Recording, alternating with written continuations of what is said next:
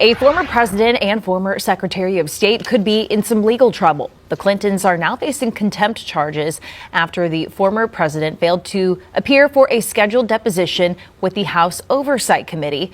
That hearing is part of the Jeffrey Epstein investigation. All right, our chief legal analyst, Khalif Rhodes, is joining us. Khalif, we know that the Clintons sent the letter saying they have no intention of coming before Congress and talking about it, saying that this is kind of almost illegal what they're doing.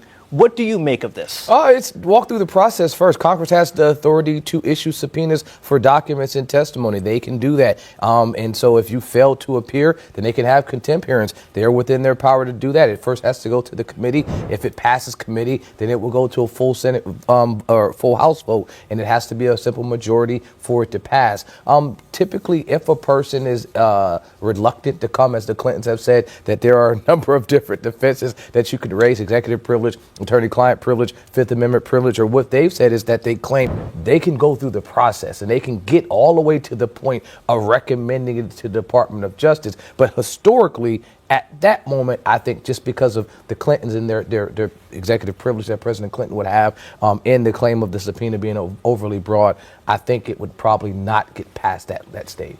You know, legal movies that I've seen over the years, you are in contempt. This is criminal contempt. What is that? Is that even something that the Clinton family should be worried about? Oh, you should be worried. This is not anything to play around with. If they weren't former president and didn't have these potential presidential immunity and didn't have attorney-client privilege and all these other... Friends, thank you for being here today. We find ourselves at a singular moment in American history, a juncture where the theoretical abstractions of our Constitution collide with the gritty reality of criminal procedure. We are witnessing a stress test of the American judicial system unlike any we have seen in our lifetimes.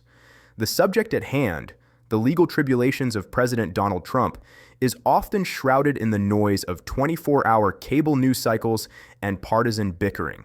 However, if we strip away the political rhetoric and look strictly at the court records, the transcripts, and the judicial orders, a much more serious narrative emerges. It is a narrative about the power of the courts, the limits of defiance, and the ultimate question of whether the rule of law can truly encompass a man who once held the highest office in the land. Today, we are not looking at the politics of the situation. We are looking at the procedure. Specifically, we must analyze the profound shift that occurred when the courts moved from issuing polite requests to issuing hard, undeniable ultimatums. The headline is sensational, but the underlying reality is procedural. Judge Juan Merchan, presiding over the New York hush money case, found Donald Trump in contempt of court not once, not twice, but 10 separate times. This culminated in an explicit threat of incarceration, a 30-day jail sentence, should the defiance continue.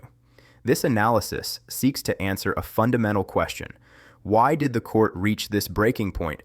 And what does the binary choice of testify or jail mean for the future of accountability in America? To understand the gravity of the current situation, we must first look at the transition from polite requests to hard ultimatums, starting with the tradition of the American judiciary regarding high-profile figures. Historically, courts have treated senior government officials, and certainly former presidents, with a degree of deference. This is not necessarily corruption. It is often a recognition of the dignity of the office and the complexities of executive privilege. We saw this, as noted in recent transcripts regarding the Jeffrey Epstein investigation, with the Clintons. When former President Bill Clinton and former Secretary of State Hillary Clinton faced scrutiny or subpoenas, legal arguments regarding executive privilege and safety were often engaged to negotiate terms. There is a dance that usually happens between the judiciary and the executive branch. However, the legal saga surrounding Donald Trump has effectively ended that dance. We have moved past the era of negotiation and entered a phase of enforcement. The courts have signaled that they are no longer willing to treat Mr. Trump as untouchable or as a special class of defendant who operates outside the standard rules of criminal procedure. The catalyst for this shift was the gag order issued by Judge Merchan. It is vital to understand what this order was and, just as importantly, what it was not. It was not a blanket ban on speech. It did not prevent the former president from campaigning, nor did it prevent him from criticizing the Biden administration, the Justice Department, or the political nature of the trial. The gag order was narrow and specific. It prohibited attacks on jurors, witnesses, and the families of the court staff. This distinction is crucial for our analysis because it strips away the defense of free speech. The court determined that while a defendant has a First Amendment right to defend himself, he does not have the right to intimidate witnesses or endanger the integrity of the jury pool. When those specific boundaries were crossed, the court was forced to act.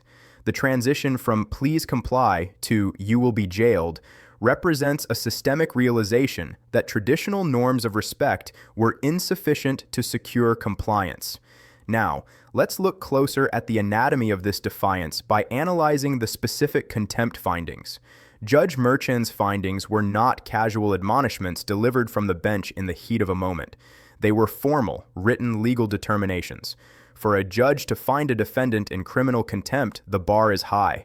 The court must prove that an order existed, that the defendant knew of the order, and that the defendant willfully violated it. The record shows that Judge Merchan found Trump in contempt 10 times.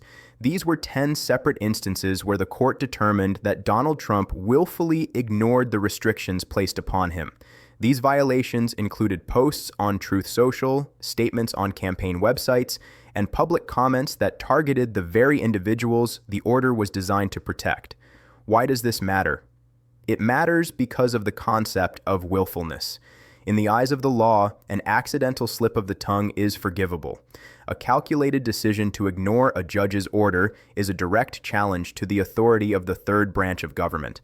The specific nature of the violations is also telling. By attacking witnesses, the conduct threatened to undermine the trial itself. If witnesses are afraid to testify because they fear public ridicule or worse, threats to their safety, the truth-seeking function of the court is destroyed. The transcript notes that judges and court personnel in Trump-related cases have faced documented threats, swatting calls, and harassment campaigns. This is not theoretical. The safety concerns were real. Therefore, the contempt findings were not just about maintaining the judge's ego. They were about preserving the safety of the citizens compelled to participate in the justice system.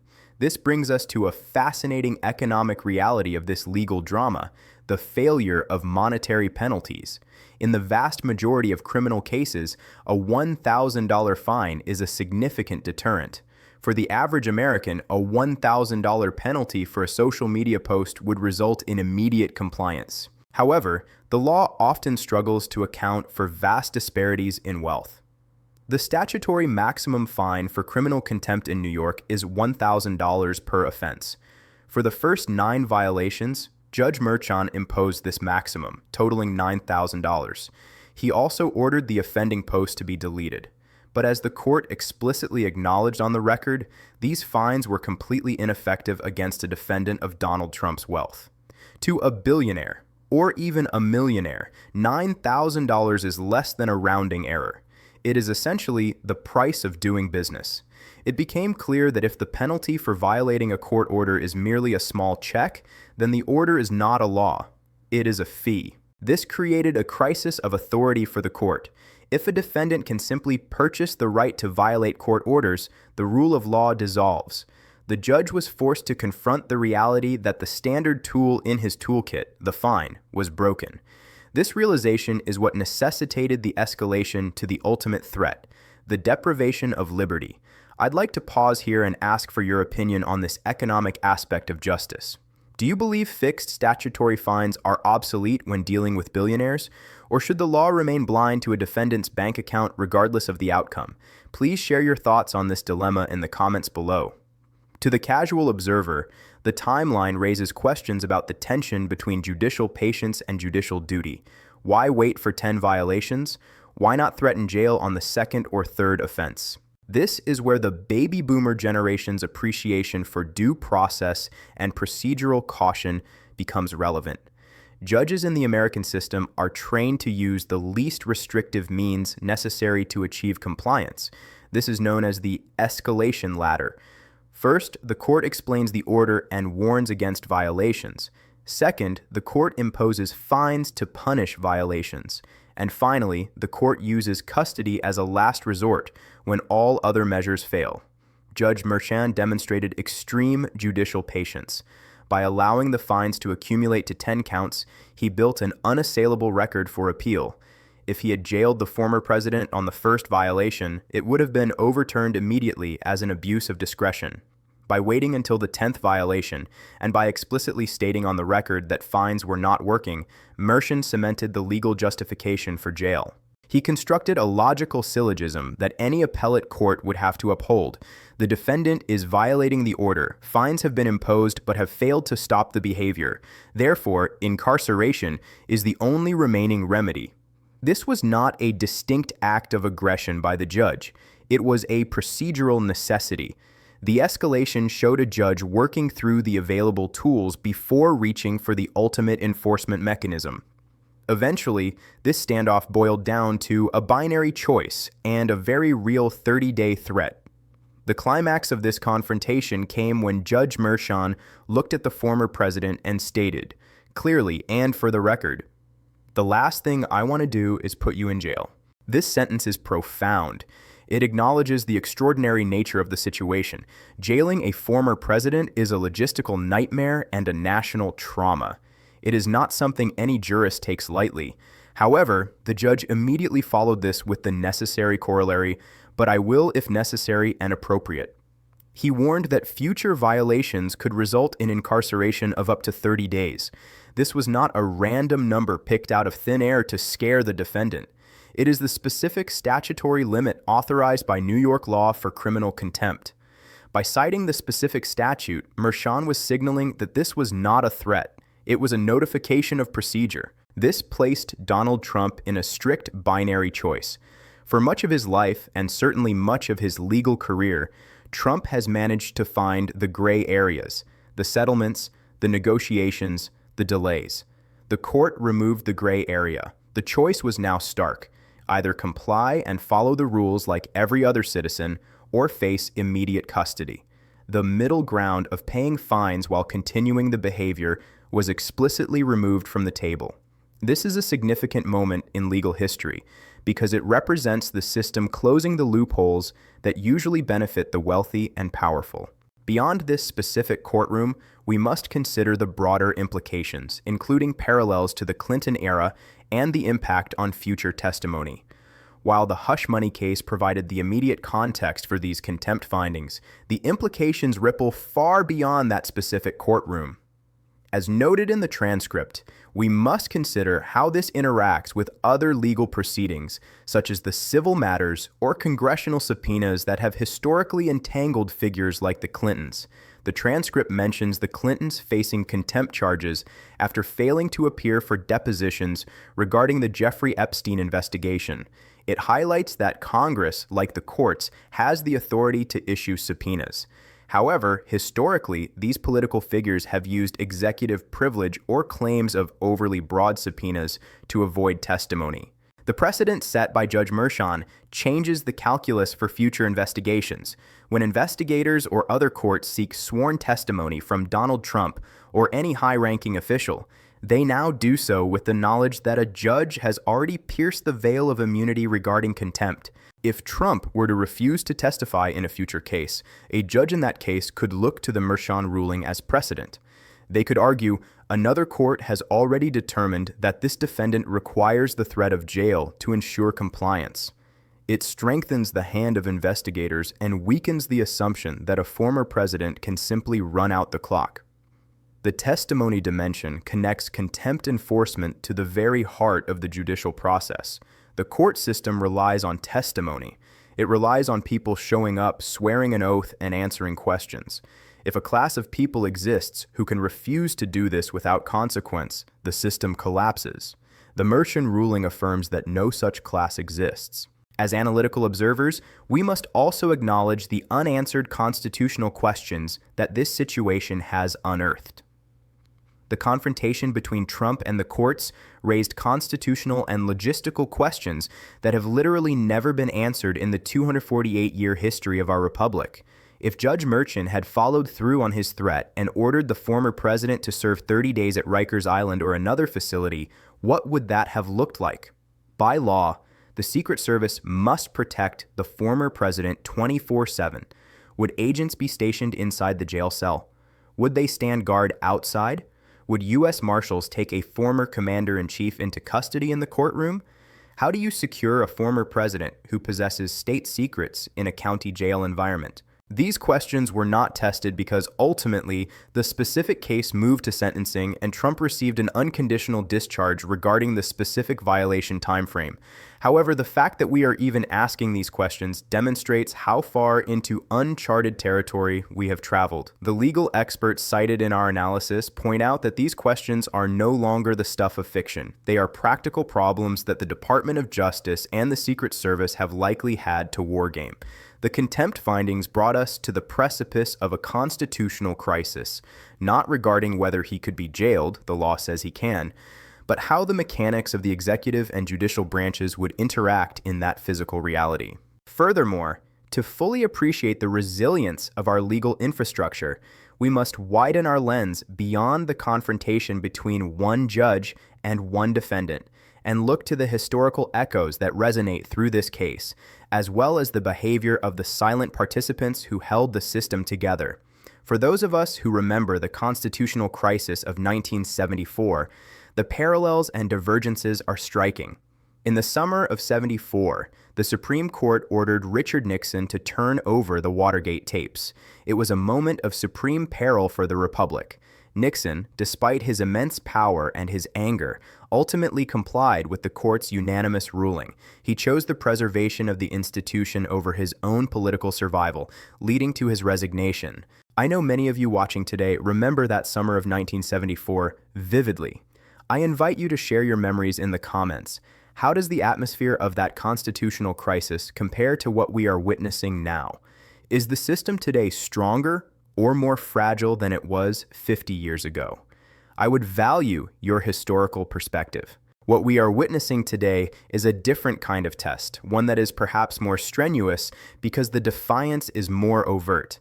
Unlike the private battles of the Nixon era, the contempt issues in the Trump case were played out in public view, often on social media platforms that didn't exist 50 years ago. This public nature of the defiance placed an extraordinary burden not just on the judge, but on the jury. We must pause to recognize the role of these 12 ordinary citizens. In a city where opinions on Donald Trump are deeply calcified, 12 New Yorkers were asked to tune out the noise, the threats, and the historical weight of the moment, and focus strictly on the evidence. The fact that the trial proceeded to a verdict, and that the contempt findings were issued without the system crumbling, is a testament to the durability of the American jury system. These citizens were not sequestered in a bunker. They went home every night to a world screaming about the case. Yet they returned every morning. The judge's ability to maintain order and enforce the gag order was directly linked to protecting these individuals. When we speak of the rule of law, it often sounds like an abstract concept. But in this courtroom, the rule of law was a physical reality. It was the shield that allowed 12 anonymous citizens to sit in judgment of a former president without fear of retribution. The contempt findings were the reinforcement of that shield. We must also apply this same analytical rigor to the final outcome of the sentencing itself, the unconditional discharge regarding the specific business records falsification. To some, this felt like an anticlimax after the thunder and lightning of the jail threats. However, a sober analysis reveals that this too was a victory for the rule of law. Under New York penal law, a Class E felony for a first-time offender with no prior criminal record rarely results in incarceration. If Judge Merchan had thrown the book at Trump simply because of who he was, it would have validated the defense's claim of a two-tiered system of justice designed to persecute a political opponent. By threatening jail for contempt, where the law supports it, but adhering to standard sentencing guidelines for the underlying crime, where the law suggests leniency, the court demonstrated a sophisticated adherence to blindness. Justice must be blind not only to the defendant's power, but also to the public's desire for retribution. The unconditional discharge proves that the court was not operating out of animus. It was operating out of a statute book. This nuance is critical. It underscores that the jail threats were not personal vendettas. They were procedural necessities triggered by specific behaviors. When the behavior stopped and the sentencing phase arrived, the judge returned to the standard application of the law. This balance, strict on contempt, standard on sentencing, is the hallmark of a functioning judiciary, proving that the system can withstand the pressure of a former president without breaking its own rules to punish him. Finally, we must address the conflict between the rule of law and the narrative of persecution. Donald Trump's primary defense in the court of public opinion has been the narrative of persecution. He argues that the legal system has been weaponized against him, that these are Biden trials, and that he is a victim of a corrupt establishment. However, the baby boomer generation, which values data over drama, should look at the court filings. The contempt findings provide a factual counter-narrative to the persecution story. The narrative claims they are coming after him for no reason, but the record shows the judge issued a specific order protecting witnesses. The defendant violated it 10 times. The judge warned him, and the defendant violated it again.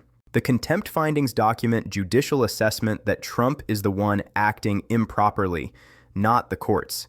Each finding contradicts the persecution story by showing judges responding to his conduct rather than targeting him without cause. When a defendant ignores orders because they believe they are above the law, the system's legitimacy suffers. Conversely, when a judge, even reluctantly, threatens a former president with jail to enforce those orders, the system's legitimacy is affirmed. It sends a message to the public that the law is not merely a suggestion for the powerful. So, as we conclude this analysis, it is important to recognize where the precedent stands. The 10 contempt findings and the explicit jail threats are now part of the permanent historical record. They represent a significant escalation in how the American judiciary interacts with the American presidency. We have learned that the courts are slow to anger, bound by procedure, and hesitant to disrupt the political order. But we have also learned that there is a line. We have learned that money is not an infinite shield, and we have learned that when pressed to the wall, the judicial branch is capable of asserting its co-equal status with the executive branch. The ultimate outcome of the hush money sentencing, lenient as it may have been in the end, does not erase the warnings. The precedent has been set. Donald Trump, or any future president, cannot simply ignore court orders without facing the credible threat of losing their liberty. For a generation that grew up believing in the sanctity of American institutions, this is a reassuring, if turbulent, realization. The system bent, it groaned under the pressure, but it did not break. The gavel still commands silence, even from the most powerful voices in the room. I want to hear from you now. Do you believe this case has strengthened the rule of law, or has it irrevocably damaged the presidency? Please leave your analysis below. And if you found this breakdown valuable, consider subscribing for more deep dives into legal history. Thank you for your time and for engaging with this important topic. We will continue to watch, to analyze, and to seek the truth in these unprecedented times.